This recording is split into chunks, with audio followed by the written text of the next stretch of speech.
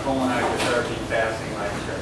I welcome you for coming and thank you for coming. And what I'm going to start out with is a light joke that'll lead into our topic at hand. One day, all the body parts are talking, and they want to know who's the boss. You know, the brain said I should be the boss because I do all the thinking, I lead the body with my thoughts, and then the eyes go, no, I should be the boss because I see where you're going, and without the eyes you just trip and fall. And then the stomach goes, oh, I should be the boss because I digest all the food, and I give you nutrients, and you would die if you couldn't use the nutrients. And the legs go, wait, I should be the boss because you guys couldn't move forward in life without the legs. And the butt said, no, I should be the boss. And all got together and they laughed at the butt. And the butt said, fine, you're going to laugh at me. So it clenched up for a couple days. And after a couple days, the brain got fogged and it couldn't think. And the eyes got cloudy and it couldn't see very well. And then the stomach got upset. And the legs got crampy and achy. And they all said, all right, but you're the boss, And it's a pretty good point if you think about it, because you don't eliminate well, you definitely don't feel well, but a lot of people, this is a topic that many people don't like to talk about, don't like to discuss throughout the years. And people, what's kind of interesting, if you look back in time, in the early 1900s, enemas, where if a baby has a fever, one of the first things you do, what they would do back in the 1900s to neglect it, is to give those with the herbalists in, they give the baby enema to bring the fever down. It's still the first thing you do. It doesn't matter if you're an adult or child. An enema will help to relieve. It's your first line of defense. Even a 103-degree fever, first give an enema. Just a little, none of those store-bought things either. You know, you would get a little thing like this, perfect for you know, a little infant, but you got to remember, you ever give a little infant an enema, they got little colons.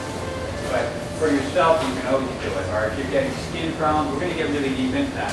I'm going to let Will get a little more into the cleanse and that. But one of the other things, I just finished this 500-page book. It's probably the most comprehensive, detailed analysis of nutrition in a decade. Because what it's titled is Nutrition and Physical Degeneration. If you want to take notes of stuff, get this book. Nutrition and Physical Degeneration by Weston Price. Oh, Weston Price.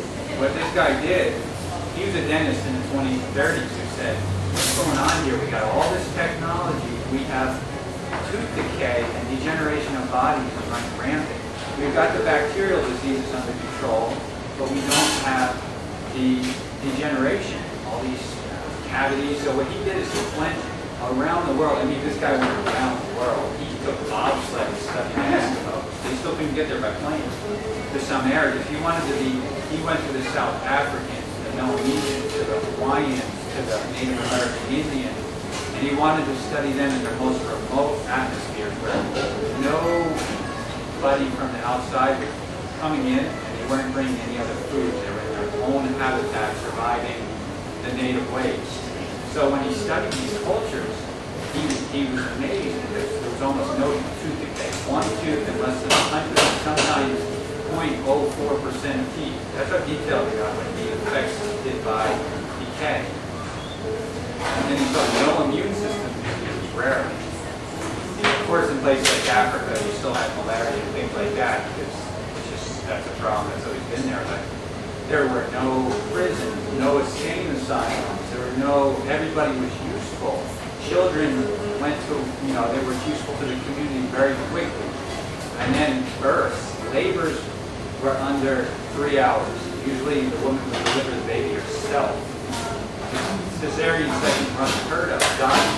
Doctors would say, or there's one Eskimo village where the doctor said in his 38 years of practice, he never made it to deliver a baby, an Eskimo wife, an Eskimo woman, because I don't know what the proper terminology is, but there was no labor problems, very quick.